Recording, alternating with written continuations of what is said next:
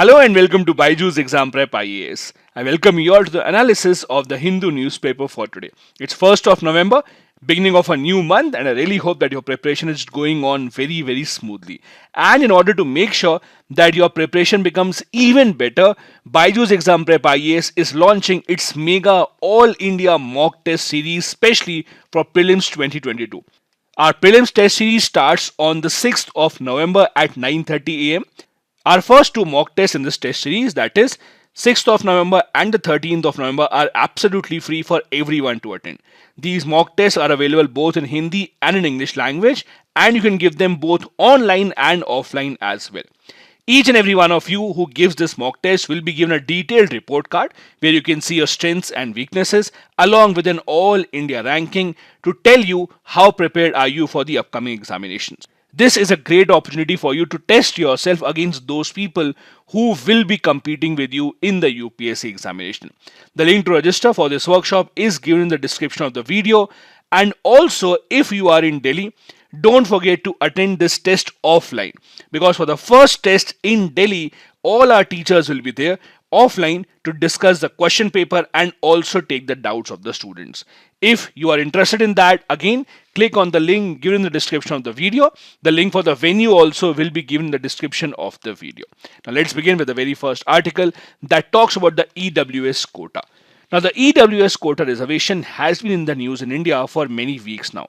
And that's why there are more than one articles in today's Hindu newspaper about the EWS quota. Now let's try and look at this particular article.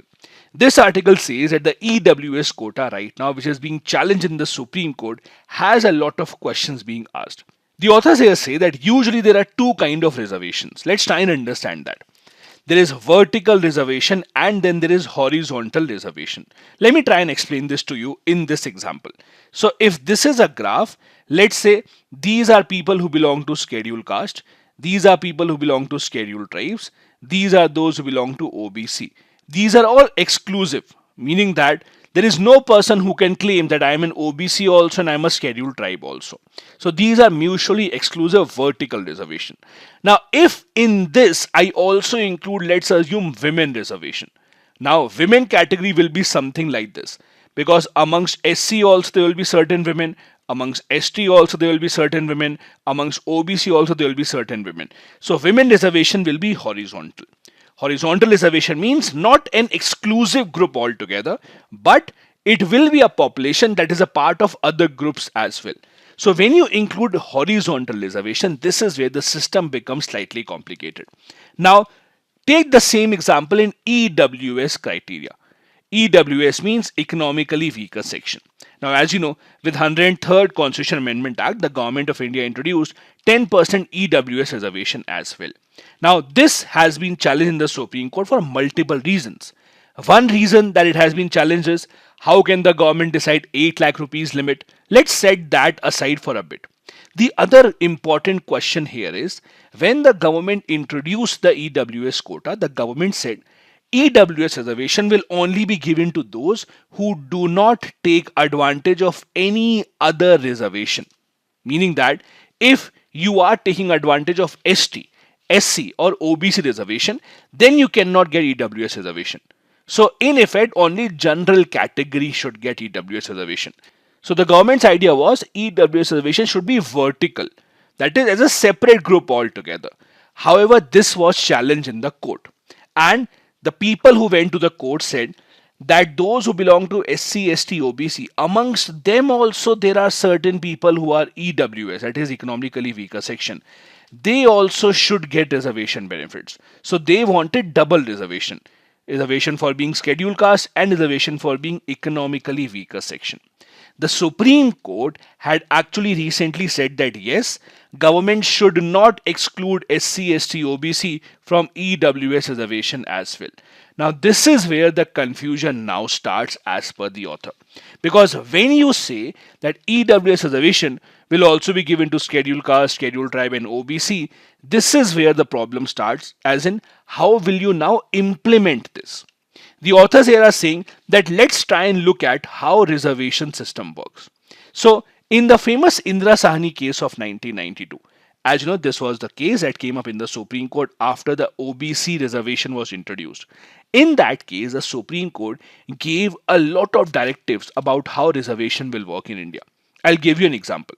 Let's assume for a moment that in the UPSC Prelims examination, the cutoff is general category 105, OBC category let's say 103, scheduled caste let's assume 95, scheduled tribe let's assume 90. Let's assume for a moment this is the cutoff. Now let's say there is a scheduled tribe candidate who actually got 110 marks. In that case, the seat that will be given to this scheduled tribe candidate will not be from scheduled tribe quota. It will be from the general category quota, or as you can say, open category. So, if a candidate who belongs to reserved category but on his or her own merit, they can actually qualify under open category, then the seat that is given to them is actually in the open category. That is called over and above rule. This is the over and above rule. So the first seat that has to be filled has to be of the open category, and only then we will go to reserved category. Now the problem of EWS starts. Let's try and understand. Let's assume there is a candidate who is scheduled tribe and who is also economically weaker section.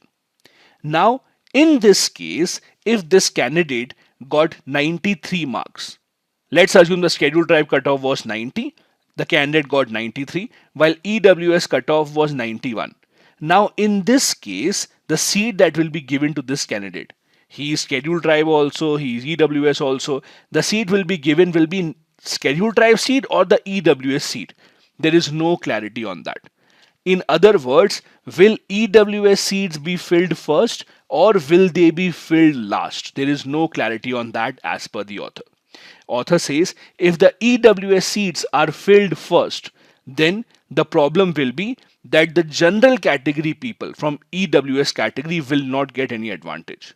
On the other hand, if you fill the EWS seats last, then first the SC/ST quota seats will be filled and then the EWS seats will be filled. In that case, the general category poor students will get EWS benefit. So it depends how the government is now planning to implement this.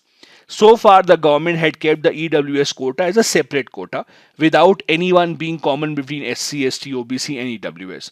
But now that the Supreme Court says EWS category should be amongst SC/ST, OBC as well, now the challenge starts.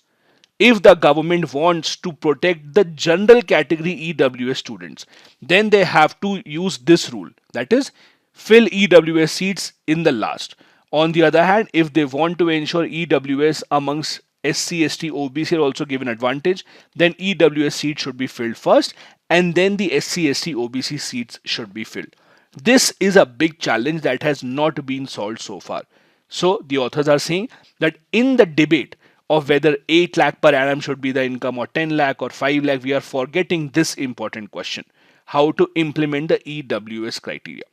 As you know, the EWS criteria is being challenged in the court for various reasons, not just the one that we discussed. The other reasons are, there are many people who say that the Supreme Court had given the 50% reservation limit and the EWS quota is going beyond that. So it should not be allowed. The other reason is, how did the government decide that 8 lakh per annum income should be the one that should be the criteria for EWS reservation? There is no clarity on that also. Government has not been able to give the reason by which they decided 8 lakh as the income level. Now all of this means that the government is facing multiple challenges about the EWS reservation rule in the Supreme Court. Just a reminder, just in case you don't remember, this is a criteria under which you shall be eligible for 10% reservation under EWS, that is economically weaker section. If your household income is less than 8 lakh rupees per annum, if the amount of agricultural land that you have is less than 5 acres, if you have a house smaller than 1000 square feet, if you have a residential plot in a municipality less than 100 yards, and if you have a residential plot in a non-municipality area of less than 200 yards. Under all these circumstances, you will become eligible for EWS reservation, but its implementation has now been put into question. The next article that we have here is on the question of citizenship. Now, if you go a few years back, you would see that the entire country was talking about nothing else but citizenship when the government of India had passed the Citizenship Amendment Act. Since then, multiple challenges have been made to that act in the Supreme Court. The authors say as many as 232 petitions were filed in the Supreme Court challenging the Citizenship Amendment Act.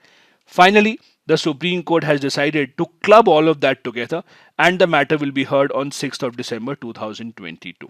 Now, the interesting part is that the article is not about the Citizenship Amendment Act. The author is saying, in all this question of Citizenship Amendment Act, we have forgotten a very, very important group that has not been given citizenship so far. That group is called the Indian origin Tamil population. Now, as you know, before our independence, the British had taken many people from India, mainly from Tamil Nadu, that is the state of Madras, into Sri Lanka to work on tea plantations.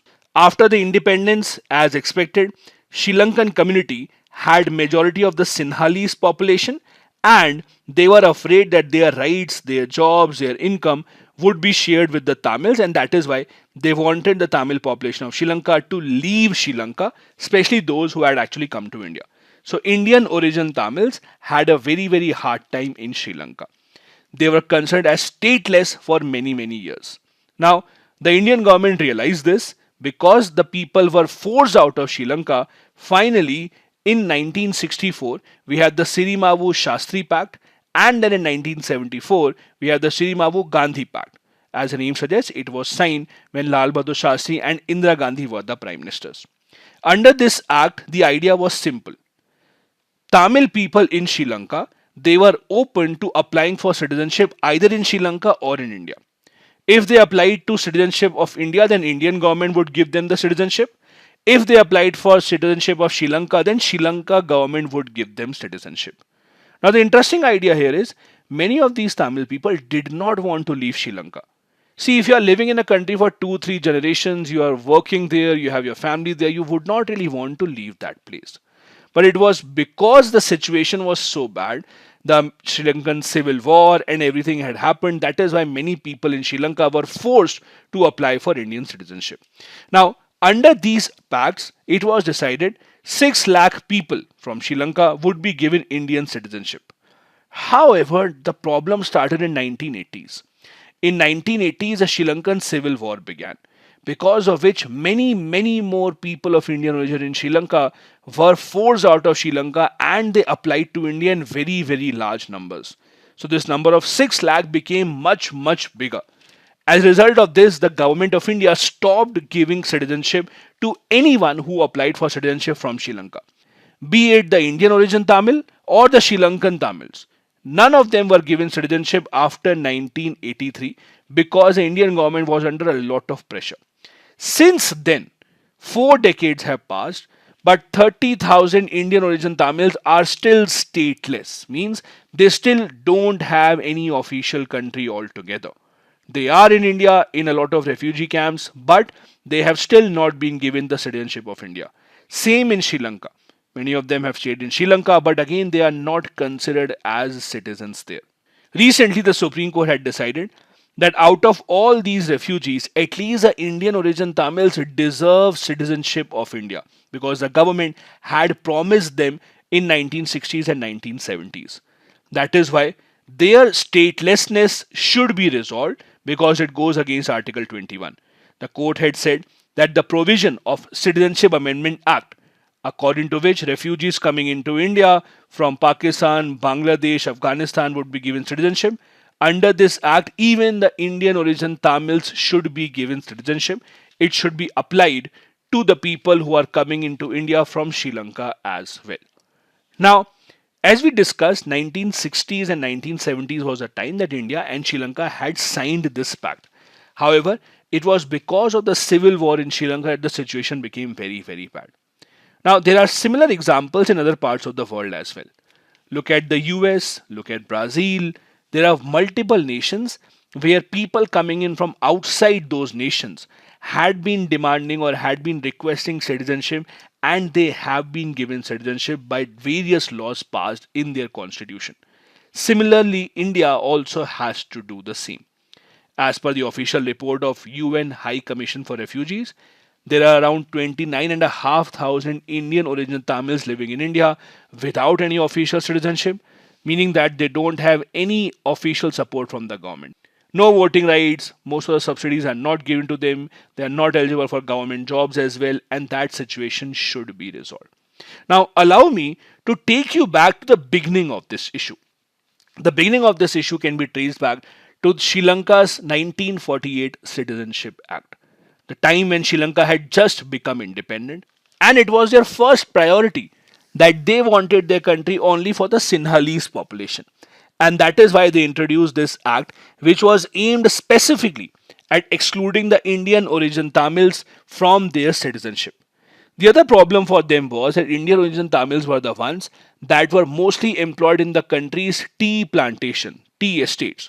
So they thought that our jobs are now going away, so we have to remove these people so that the jobs are now free for Sinhalese population as well.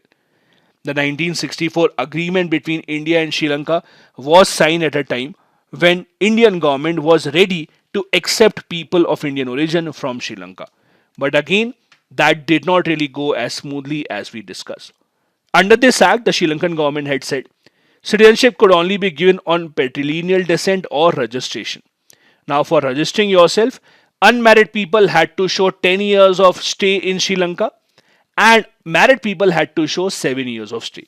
Now, the problem here was that most of the people of Indian origin in Sri Lanka did not have any proper documentation. So, they had no way to prove that they had been living in Sri Lanka for 7 years or 10 years or so on. That was the biggest disadvantage for them, because of which the Sri Lankan government actually took away most of the citizenship rights from Indian origin Tamils. In 1949, an amendment rule was passed under which only citizens could vote, meaning that Indian origin Tamils were not even allowed to vote. That is why their representation in Sri Lanka got down to almost zero in 1952. Since then, their situation has become just worse year after year, which continued till the Civil War began. Now, you might also ask, why is it that Government of India agreed to sign such an agreement? If you go back to the beginning of 1960s, 1962 war with China, after which India was actually looking for friends in the neighborhood. That is why we thought this would be a good time to actually improve our relationship with Sri Lanka. We agreed that India would accept 5.25 Indian origin Tamils, while Sri Lanka would give citizenship to about 3 lakh Indian origin Tamils. But again, none of that was fulfilled by either of the two sides. About 4 lakh applied for citizenship of India and 6.3 applied for Sri Lanka's citizenship. As I discussed, many of them did not want to leave Sri Lanka because they had jobs there, they had their families there, and the situation became even worse in the coming years. The next article that we have here is about the amendments made to the IT rules of 2021. Now, in simple terms, in 2021, that is last year, the Government of India had introduced the IT rules, especially for social media intermediaries. In simple terms, the social media websites, Twitter, Facebook, etc., for them certain rules were introduced in 2021. The rules were mainly giving them responsibility that if problems such as fake news, etc., spreads on their portal, it will be their responsibility to handle those. The Government of India now thought that it is important to make those rules even stricter. There are two very important amendments made to these rules. This is the amendment to the IT rules of 2021. Now, let me tell you what major amendments are introduced. First major amendment that has been introduced is giving them more responsibility. More responsibility in the sense that earlier, these social media intermediaries were given the responsibility that you should inform your user about the rules of your platform, about the laws of the country, etc. So their responsibility earlier was just to inform the users. Now their responsibility is not just to inform the users, but also make sure that they understand it, make reasonable efforts to prohibit any offensive content on your platform, and also the social media platforms have been given the responsibility or the duty, you would say, to respect the rights of the citizens given in the Constitution under Article 14, 19 and 21. Please do remember this line because this has been highlighted by the government time and time again. That is, that we are asking the social media intermediaries to give due respect to Articles 14, 19 and 21. Not just this, social media intermediaries now also have to remove information or any communication link within 72 hours if they receive a complaint. So they receive a complaint that something wrong or something false is being posted on the social media website, which is leading to certain trouble. They have only 72 hours to remove that. Not just this, these platforms will have to take responsibility to ensure accessibility of their services to all the users, ensuring that they have proper privacy and transparency as well. So this is the first major amendment, that is giving more responsibilities to social media intermediaries. Apart from that, the second major change that has been introduced in the rules is grievance appellate committees. Let's try and understand this. The IT rules of 2021 last year, what they had said was every social media platform will have their own committee kind of a thing. They have their own grievance officer. So if I, for example, have a complaint against Facebook, I should be able to write a complaint to grievance officer, and that complaint should be resolved within 15 days. That was a rule that was introduced last year. However, that was not working properly because the grievance officer's orders were not being implemented. Plus, if the grievance officer did not really hear the matter properly, there was no provision for challenging it anywhere. You could only go to High Court or Supreme Court, but it was a very time-taking process. Now what the government has said is, government has set up one more committee called Grievance Appellate Committee. So now if I file a complaint with grievance officer of Facebook, he or she gives a solution and I am not happy with it. So now before going to High Court, I can go to Grievance Appellate Committee of the government, which will be a 3-member committee, 2 members from the civil society and 1 a government officer. This committee will then hear the matter within 30 days. That is after the grievance officer. If I am still not happy with the committee, then I can go to the court. But there is one more level that is added called Grievance Appellate Committee. These are the two big changes introduced. Again, number one, giving more responsibility or more duties to these social media platforms. And second, establishing Grievance Appellate Committee to hear into challenges made from the order of the grievance officer. If you're not happy with what the grievance officer decided of these companies, you can come to these committees as well. Just to remind you, these were the important pointers of the IT rules of 2021. That is, social media platforms were told to have much greater diligence, mainly about what content to remove, how to remove, within how much time period you have to remove. They were told to have a grievance officer who would be ready to register complaints. They would have to ensure online safety and dignity of the user. They should ensure that there is no full or partial nudity or sexual act that is being shown on their platform, including morphed images. They were also told to educate about their privacy policies to the user. So these were the original IT rules of 2021. Now they have been made even stronger by the government of India. The next article again takes us back to the EWS debate. As I said earlier, the Hindu newspaper today carried more than one articles about the EWS debate. While the first article was about how to implement that, the second article is something different. The second article is actually a rewritten article of Jan 2019. So this article originally came up in 2019. It has been written again because the subject is again relevant. Now, this article mainly is written on the side of the EWS reservation. The author is giving points to justify that EWS reservation is not against the constitution, as many people are saying. The authors are saying that if you look at any constitutional provision, none of that is violated by the EWS quota. Let's see how. The article here says that if you look at Article 15, when it was amended by 103rd Amendment Act, it gave the state the power to make special provisions for EWS section. Similarly, Article 16 was amended to allow 10% reservation for EWS in public employment. The law says that the government is free to decide the definition of EWS. So you cannot challenge that on the basis of it being against the constitution. If you go back to the Indra Sahani case, the famous case that we discussed of 1992, 8 out of the 9 judges in the case had actually struck down the government's order of 10% reservation by PV Narasimha Rao government. Now let me take back to what the story was. As you would know, when VP Singh was the Prime Minister in 1990, he had decided to give 27% OBC reservation. Then his government fell down. Now, after that, a few governments came in for some months, but the next government of a proper tenure was the PV Narasimha Rao government. PV Narasimha Rao government thought that OBC reservation has just been given. Now we should also do something so that the people should support us. So PV Narasimha Rao government said, apart from 27% OBC reservation, we will also give 10% EWS reservation. The same thing that happens today. But when they introduced 10% EWS reservation, they did it by an executive order, not by a constitution amendment. The story is, if you look at the original constitution of India, Article 15 and Article 16 say in the original constitution that government can make special provisions for socially and educationally backward classes only. In simple terms, in the original constitution, education backwardness and social backwardness, these are the only two reasons for giving reservation, not economic backwardness.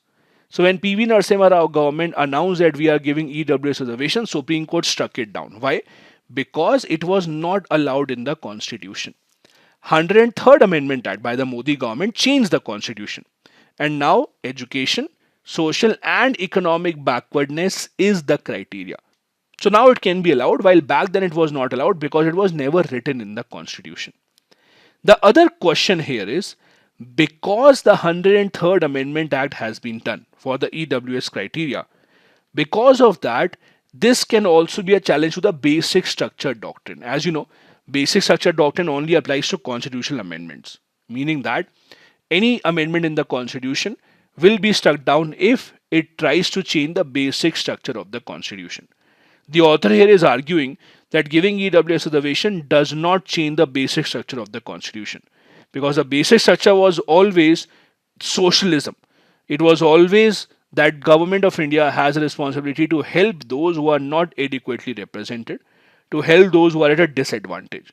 So even by that particular test, EWS quota is not against the constitution.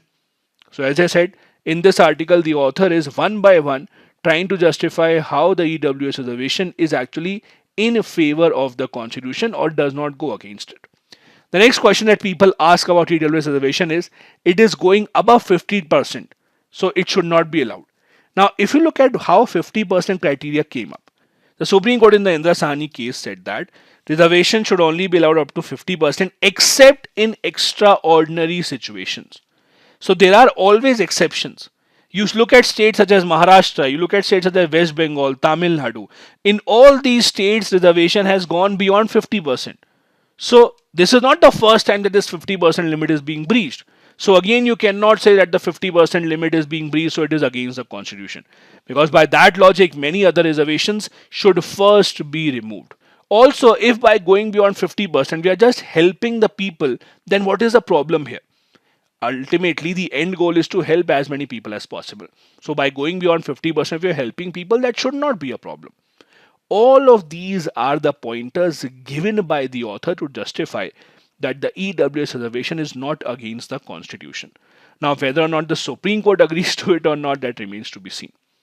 Also, because the Indira Sahni case is being discussed so much day in and day out, I wanted to give you a brief background about the case. As you know, the Indira Sahni case of 1992 challenged the OBC reservation, it is of 27% announced by the government of India. Indira Sahni was actually a journalist who had actually filed a case from the side of the students who were protesting against the reservation. It was a 9-bench judgment in the end. It started with a 2-judge bench, then it became a 3-judge bench, 5-judge bench, 7, and eventually it was a 9-judge bench because it was such an important decision. The Supreme Court was tackling multiple issues. First, Supreme Court had to decide whether a caste is a distinct class of its own and whether economic criteria may be used to classify people or not. Second, whether Article 16 covers all the rights given to the people. Third, is it permissible to classify backward classes into backward classes and most backward classes or not? These were the questions Supreme Court had to answer.